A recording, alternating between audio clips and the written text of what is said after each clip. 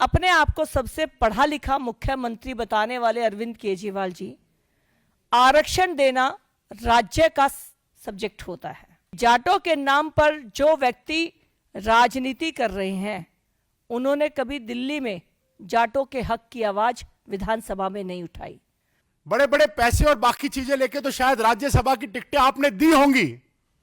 क्या किसी जाट समाज में किसान परिवार से जन्मे व्यक्ति को आपने राज्यसभा का सदस्य बनाने की आपने बनाया? नहीं बनाया। अब अचानक 5 जनवरी को आतिशी जी जब चिट्ठी लिखती हैं, तो आतिशी जी से हमारा सवाल है कि अपने आप को सबसे पढ़ा लिखा मुख्यमंत्री बताने वाले अरविंद केजरीवाल जी, आरक्षण देना राज्य का सब्जेक्ट होता है।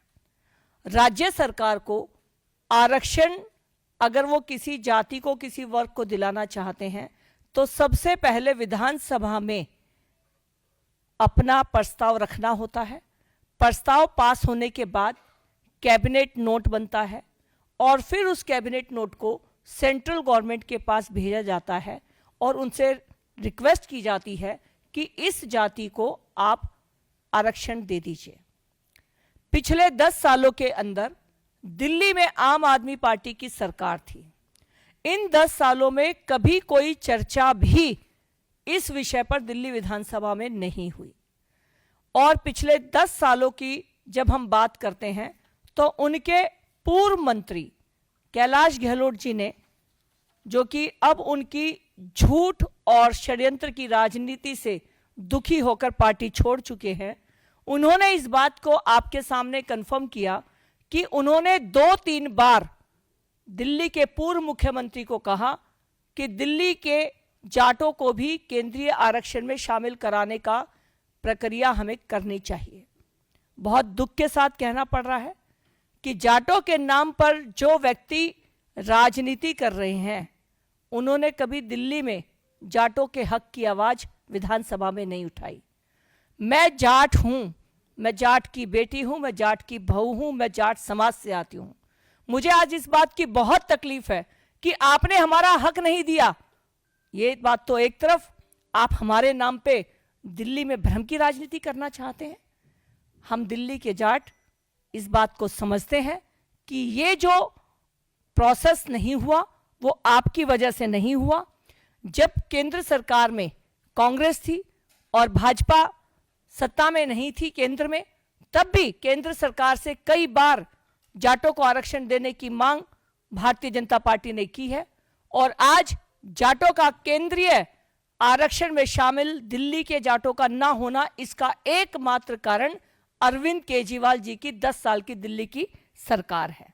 साथियों, ये जो जाट प्रेम है, ये इसलिए जाग रहा है क्योंकि हरियाणा में भी जाटों ने भारतीय जनता पार्टी का समर्थन किया, उत्तर प्रदेश में भी समर्थन किया, और अब दिल्ली में भी आज जाट समुदाय हो या 36 बरादरियां हो, वो विश्व के सबसे लोकप्रिय नेता, देश के यशस्वी प्रधानमंत्री माननीय नरेंद्र मोदी जी के नेतृत्व में आज बिल्कुल एक साथ खड़े हैं और दिल्ली में भारतीय जनता पार्टी की सरकार बनने जा रही है।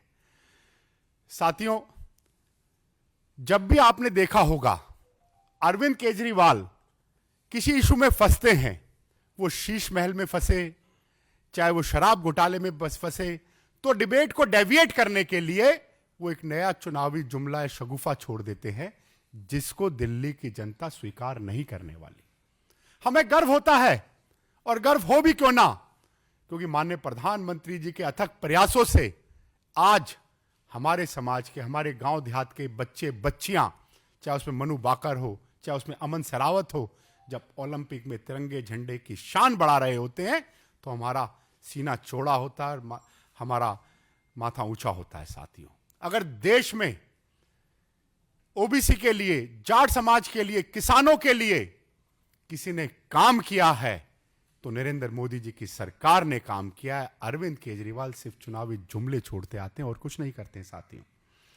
साथियों, जब भी अरविंद केजरीवाल को अपनी विफलताओं से मिलना हो, तो मीडिया का और बाकी लोगों का ध्यान किस तरह भटक जाए, वो नए नए बिंदु हमारे सामने लेके आते रहते हैं। साथियों, मैं सभी चैनलों के माध्यम से अरविंद केजरीवाल जी से पूछना चाहता हूं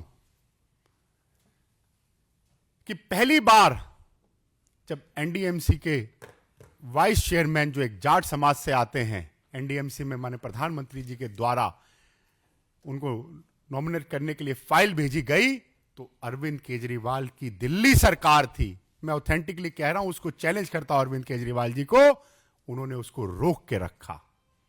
तो ऐसे जितने तमाम इशू हुए, और जब राज्यसभा में माने धनखड़ जी के लिए राज्यसभा में चुनाव की बात थी, क्यों नहीं समर्थन किया? इतना जाट प्रेम था। यह सिर्फ चुनावी जुमला है, चुनावी जुमला है, चुनावी जुमला है।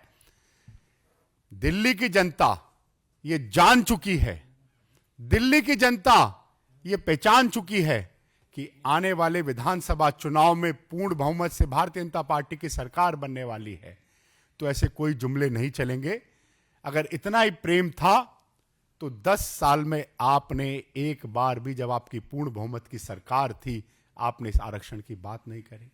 मैं एक बात और पूछता हूं अरविंद केजरीवाल जी, बड़े बड़े पैसे और बाकी चीजें लेके तो शायद राज्यसभा की टिकटें आपने दी होंगी, क्या किसी जाट समाज में किसान परिवार से जन्मे व्यक्ति को आपने राज्यसभा का सदस्य बनाने की आपने बनाया?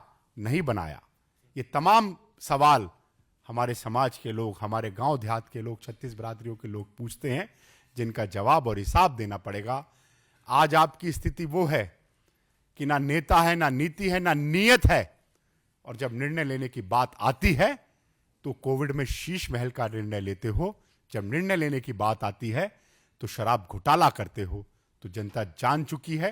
इस तरह के चुनावी जुमले आप छोड़ना बंद करें।